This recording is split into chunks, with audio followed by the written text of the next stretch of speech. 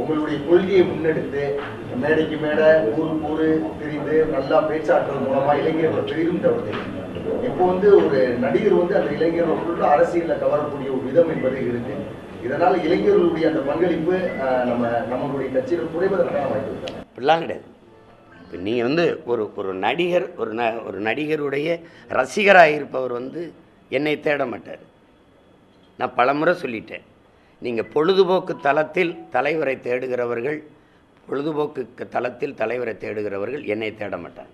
போராட்ட களத்தில் தனக்கான தலைவனை தேடுகிறவர் யாரோ அவங்க தான் என்னை தேடுவாங்க. விளங்குதுன்னு நினைக்கிறேன். அதனால் அதை போய் பேசிக்க வேண்டியதில்லை. இப்போ தம்பி விஜய்னா அவருடைய ரசிகர்கள், அவரை நேசிக்கக்கூடியவர்கள் என்னை பின்தொடர மாட்டாங்க. அது வேறு. அதுக்காக போய் பேசிகிட்டு இருக்க முடியாது. அது அப்போ எங்கள் அண்ணன் கமலஹாசன் வரும்போது கூட தான் போனாங்க. இது ஒவ்வொருத்தர் வரும்போதும் போவாங்க. ஆனால் எனக்குன்னு இருக்கிற நாங்கள் எடுத்து வைக்கிற அரசியல் கோட்பாடுகளை இதுதான் சரியாக இருக்கும், இதுதான் இந்த நாட்டுக்கு மக்களுக்கும் தேவை அப்படின்னு நினைக்கிறவங்க எங்களை பின்தொடருவாங்க. அதில் போட்டு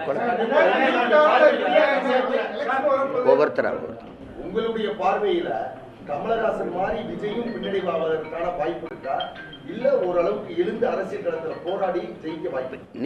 நம்ம ஒரு களத்தில் நின்று போர் செய்யும்போது அவர் தொய்வடைவாரா, அவர் பலகீனம் அடைவாரா, அவர் பின்னடைவாரா நின்று நம்ம சண்டை செய்ய முடியாது. நம்ம முழு ஆற்றலையும் பயன்படுத்தி நம்ம செய்கிற போரை, அந்த சண்டையை மூர்க்கமாக செஞ்சு முன்னேறி போயிட்டே இருக்கணும். நாங்கள் எந்த மாதிரி சூழலில் இந்த இயக்கத்தை உருவாக்கணும் அப்படிங்கிறத நீங்கள் பார்க்கணும். பல தடவை நான் விளக்கிட்டேன். நான் இன்னொரு தடவை சொல்கிறேன். லட்சக்கணக்காக என் இன மக்கள் கொன்றொழிக்கப்பட்ட போது அந்த பிணக்குவியலிருந்து பிரசவிக்கப்பட்ட மக்கள் நாங்கள் கண்ணீரிலும் இரத்தத்திலும் கருக்கொண்டவர்கள். தாலாட்டில் வளராமல் என் இனச்சொந்தங்கள் கத்திய கதறல்கள் வைத்த ஒப்பாரி ஓலத்தில் வளர்ந்தவர்கள். அதனால் எங்களுடைய காயம் பெரிது, நாங்கள் இழந்தது பெரிது. கச்சத்தீவு, காவிரி நதிநீர் உரிமை, முல்லை பெரியாற்று உரிமை, எங்கள் நிலத்தின் வளங்கள் எல்லாம் களவு கொண்டிருக்கிற காலகட்டத்தில் என்ன செய்கிறதுன்னு தெரியாமல் நான் ஒரு கட்சியில் இருந்தேன், இவர் ஒரு கட்சியில் இருந்தார், எல்லாம் இந்த அரசியல்கள், இந்த தலைமைகள் எங்களுக்கானது என்று நம்பி இருந்தபோது கடைசியாக முற்று முழுதாக கைவிடப்பட்டு ஏமாற்றப்பட்டு வீழ்த்தப்பட்ட இடத்தில் இது நமக்கான அரசியல் இல்லை. அப்போ நமக்கான மூச்சுக்காற்றை நாமே சுவாசிப்பது போல, இனி நம்ம உணவை நாமே எடுத்து உண்பது போல, நமக்கான உரிமையை இனி நாம் தாண்டா போராடி பெறணுங்கிற போது என்னைய மானிய உணர்வு கொண்ட ஒவ்வொரு இளைஞர்களும் ஒன்றிணைந்து இந்த படையை உருவாக்கணும். அதனால் நீங்கள்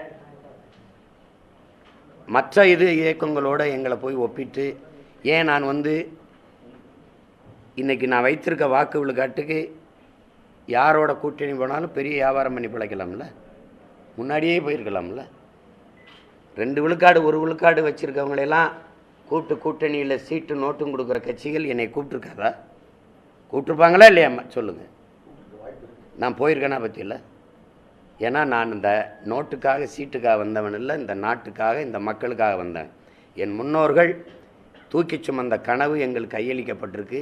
என் முன்னோர்கள் இப்போது கடந்த காலங்களில் செய்த வரலாற்று தவறை நாங்கள் செய்திடக்கூடாதுன்னு நினைக்கிறோம்.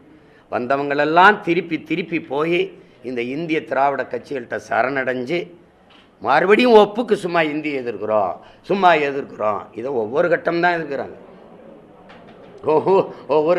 எதிர்க்கிறாங்க. இப்போவும் தொடருது பாருங்கள்.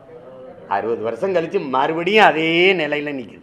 இன்னும் கச்சத்தீவை மீட்கை நாங்கள் போராடுவோம். இப்போ விட்டுட்டாங்க. ஏன்னா நான் அதை பேசுகிறதுனால அது அவன் வேலை அவன் பார்த்து பண்ணிட்டு விட்டு போயிட்டாங்க. இதெல்லாம் ஒரு ஒப்புக்கான நாடகம்.